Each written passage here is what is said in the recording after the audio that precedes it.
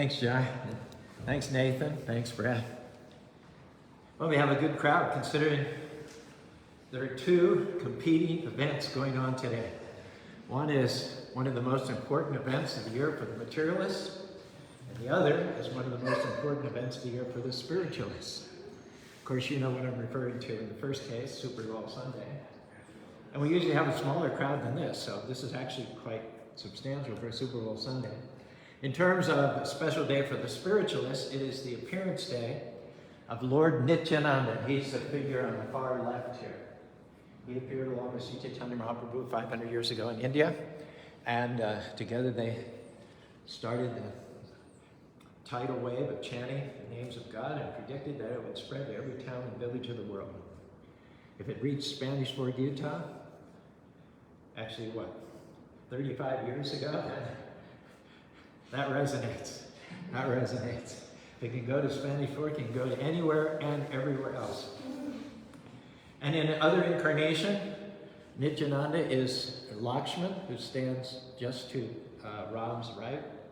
In another incarnation, he's Balaram, Krishna's older brother. And in another incarnation, he's the snake. He's the multi-headed snake, Anantashesha, on whom Narayan lies down to sleep. So Nityananda is very important.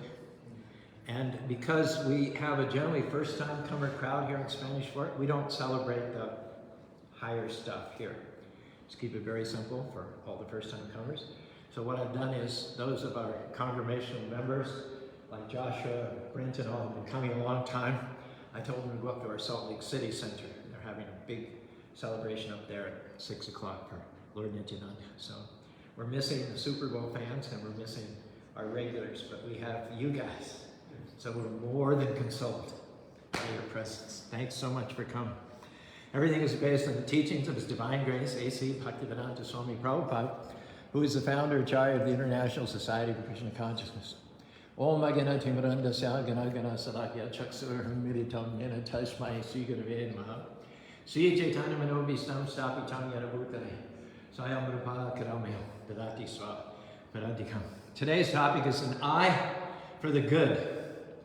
I think you'll agree with me today that too many people are focused on what's wrong and not enough people are focused on what's right.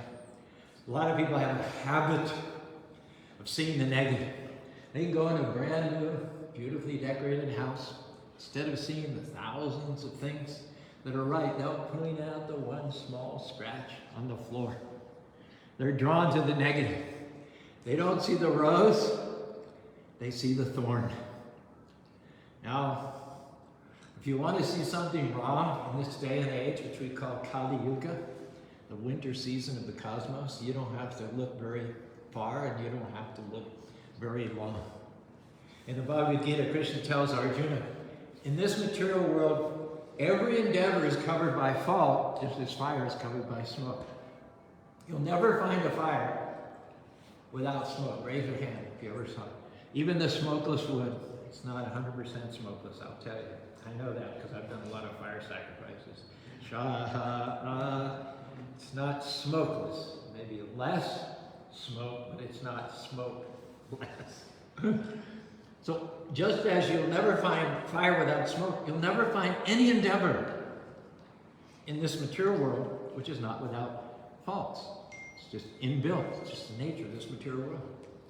We recently went through a several months process of getting approval from our upcoming Color Festival on March 26th and 27th from the Utah County Sheriff's Office. They put so many conditions on and on. Have to have a security person for every 250 people. We have to count the people and stop them from coming in if we reach a certain maximum number.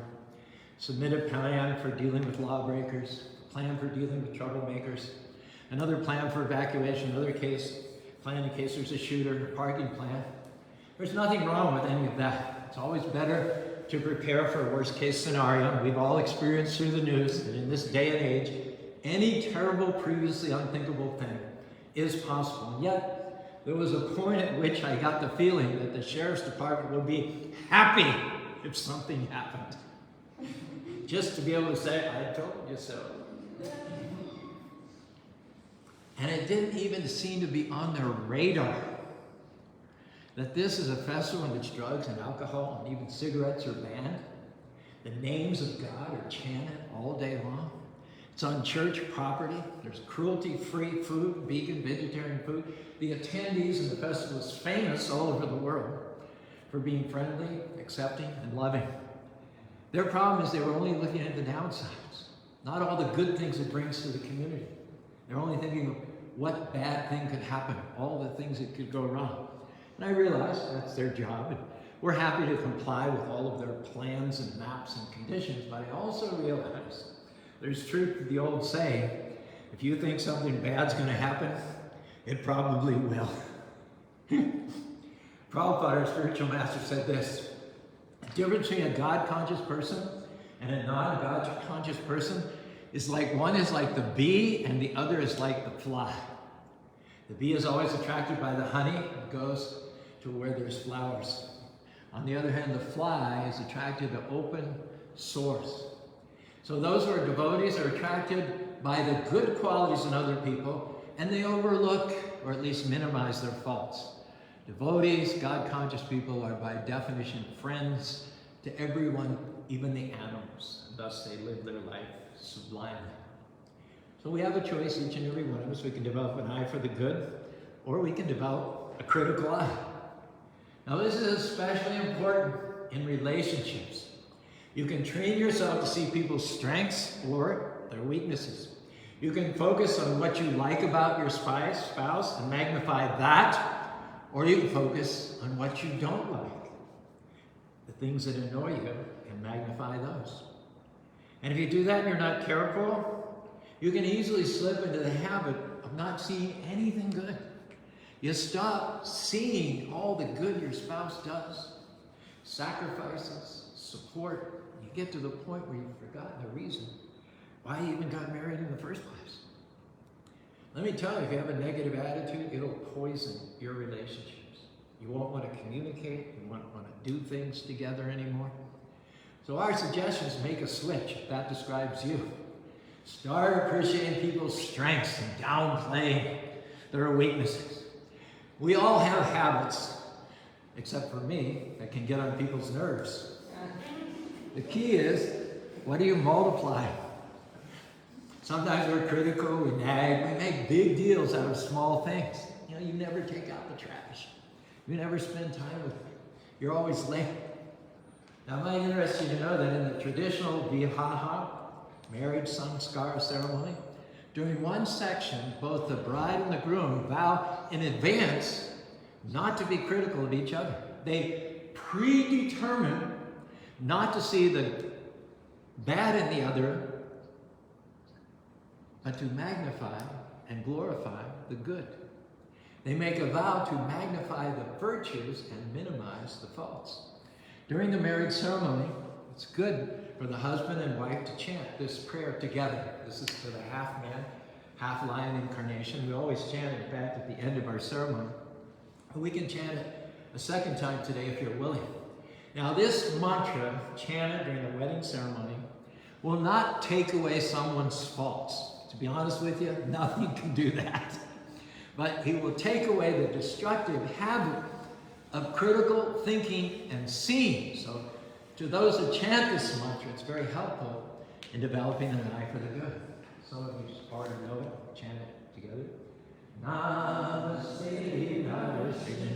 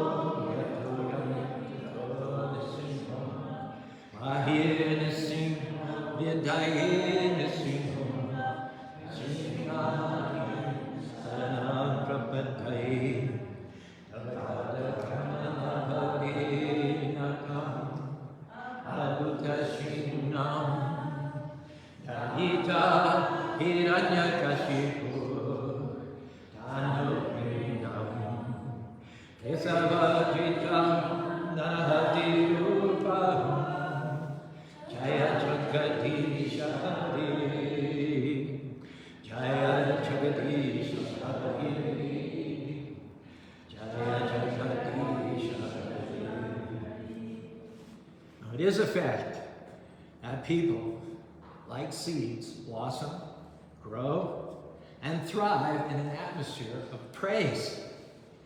Those of you who are wives, try this out next spring.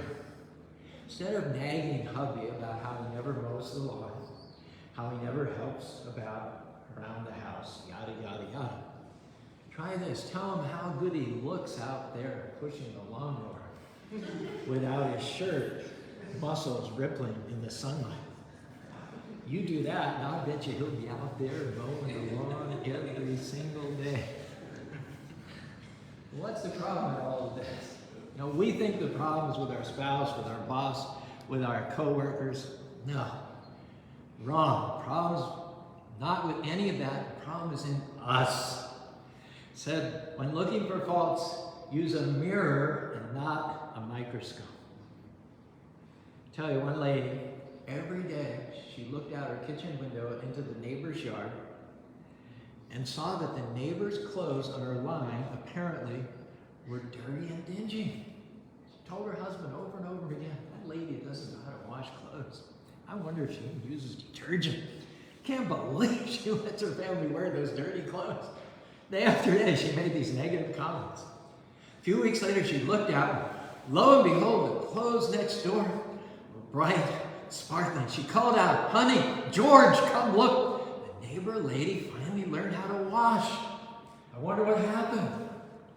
George said, I got up earlier to clean that window. Now, if you see negatives everywhere you turn, the problem is probably not external, it's probably internal. It's a dirty heart problem. Maybe, just maybe, it's not the world that needs to change. Maybe it's I who need to change. Maybe I need to break the habit of seeing the bad and not the good. Maybe I've trained myself to be cynical and sarcastic. If I'm constantly finding fault, maybe my own filter is dirty. Now, the best Windex recommended by Nityananda and Chaitanya for cleaning the mirror of the mind is chanting Hare Krishna, Hare Krishna, Krishna Krishna, Hare Hare, Hare Rama, Hare Rama, Rama Rama, Hare Hare, Hare Krishna, Hare Krishna, Krishna Krishna, Hare Hare, Hare Rama, Hare Rama, Rama Rama. Now, if you want to sidestep or avoid this principle, I'll tell you what's going to happen. Your unclean heart is going to go with you wherever you go. You have trouble on one job because you don't get along with a coworker, so you leave that job and go to another thinking you've solved the problem. Well, Krishna's going to give you 2 coworkers at the next job that you're going to have a problem with. And you can go through your whole life never living up to your potential unless you deal with the essential problem of cleaning the heart. I heard about a hyena one day. He fell into a vat of blue dye. Came out blue. When the other jungle animals saw him, they thought he was a god. They gave him a throne, they worshipped him, they served him. He got puffed up, arrogant, and began to see himself as deserving kingship over all the animals. One day, he heard a pack of hyenas nearby emitting their characteristic sharp yip, yip, yip, yip, yip, yip, yip, yip sound. The hyena knew he shouldn't give himself away by yipping like them. The urge was too strong. When the animals, he just couldn't help himself and he started answering his call. Yip, yip, yip, yip. Now when the other animals saw their king was yipping like a hyena, their illusion was dispelled. They realized he wasn't divine. It was just a hyena that had fallen into a vat of blue dye. Now, people are quick to judge, to find fault, to be critical, and especially if someone's not their skin color, their gender, their ethnicity, their educational level, their background. They can go on and on and on and on. Well, if I were them, I'd never wear those clothes. If I were them, I'd never send my kids to that school. If I were them, I'd never drive that car. If I were them, I'd never take a vacation in this economy. Well, here's the key. You're not them. You don't know what you'd do because you haven't walked in their shoes. How someone spends their money, kind of a car they drive, where on their vacation, can I respectfully tell you? It's none of your business. I have a hard enough time, I don't know about you, trying to run my own life. I don't have to run everybody else's life. And one of the best ways that you can keep your mind clean is to mind your own business. And one of the best ways to mind your own business is to honor God by regularly and daily chanting His holy names. Hare Krishna, Hare Krishna, Krishna Krishna, Hare Rama, Hare Rama, Rama Rama. Avoid being a nosy person. Nosy people are critical people. I heard about a Sunday service one week. A preacher was talking against drugs. There were two older ladies in the front row just nodding at each other, shouting, "Tell it, preacher, tell it, preacher. Yeah, go, preacher, go, preacher, go. Yes, Lord, yes, Lord."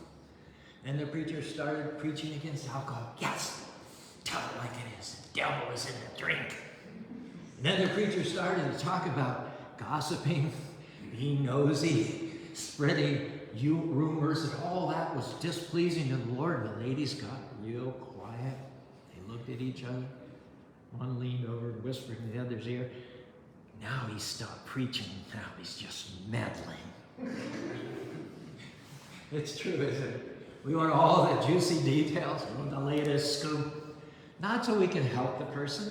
No, we just want to hear something juicy. Some tidbit we can pass on to his friends. "Did you hear about so-and-so? I can't believe they did that." No.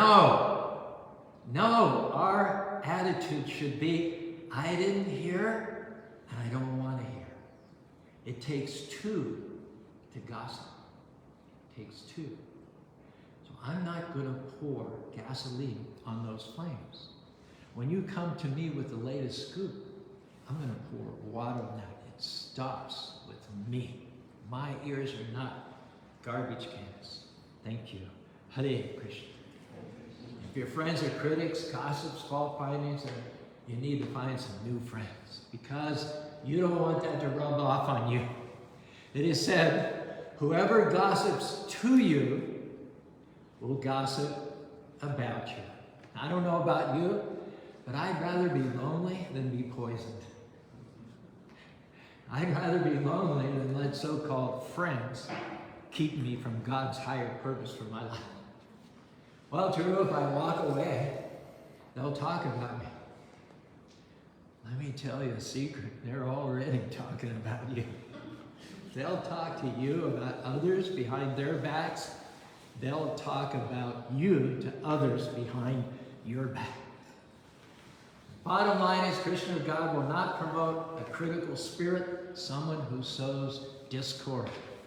I may not agree with someone, but I'm not going to go around bad-mouthing them. I don't know about you, but I need Krishna, God's protection in my life. Don't pick on people. Don't jump on their failures. Don't kick them when they're down. Don't criticize their faults. Unless, of course, you want the same kind of treatment in your life. Goes around, comes around. For every action, there's an opposite and equal reaction. These things have a way of boomeranging back to you. You sow the wrong seeds. Don't be surprised then if you get the wrong things maturing, harvesting, showing up in your life. A lot of people nowadays, they build a whole lifestyle around negatives. Instead of lifting a finger to do anything positive themselves, there are people who make a career out of criticism.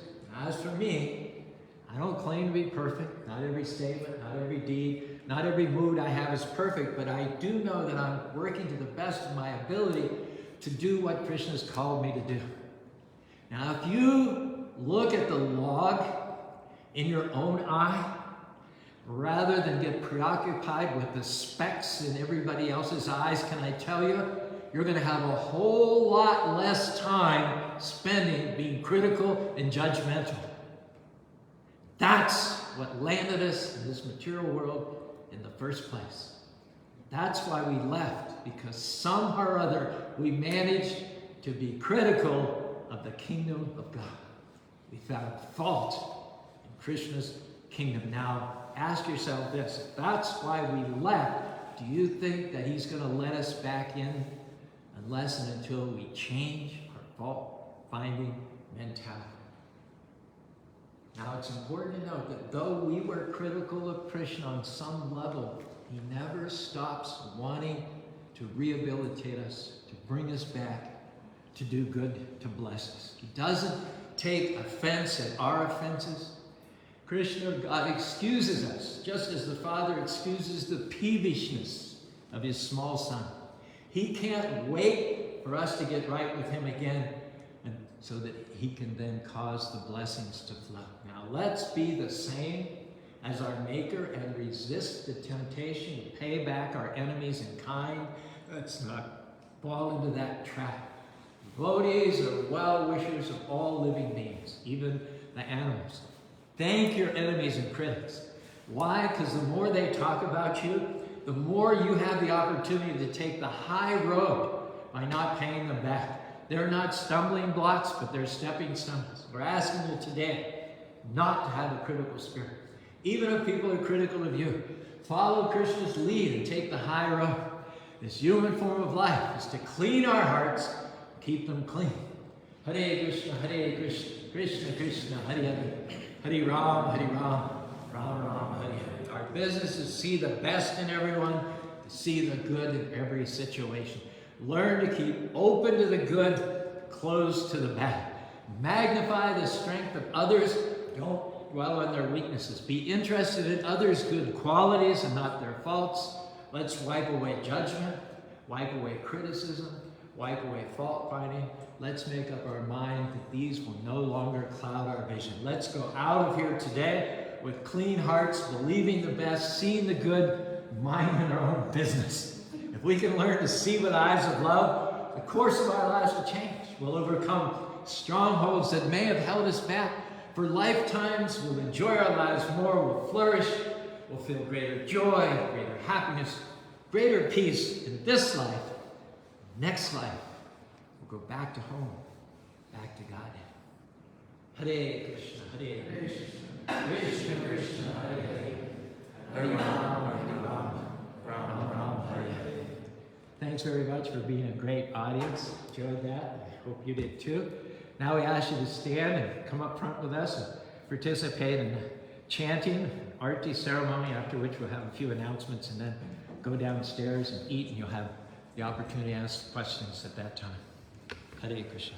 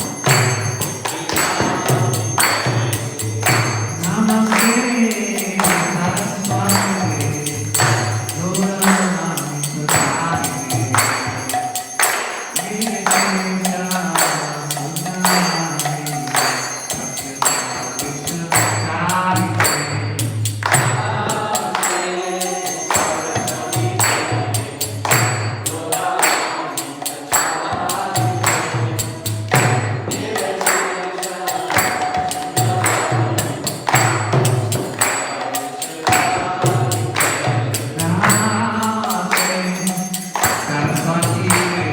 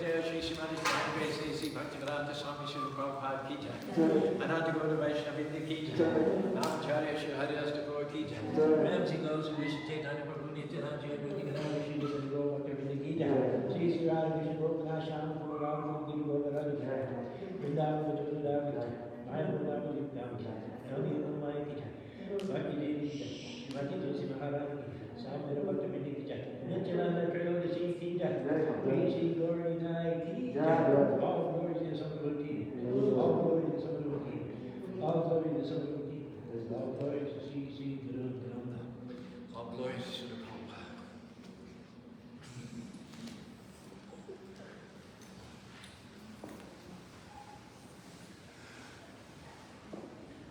This is the mantra. That was the mantra that we will be chanting shortly, during which time things come up. And the Charanamrita, which is holy water, you put it in your right hand, cup it so it doesn't spill, drink it, and then wipe the hair off.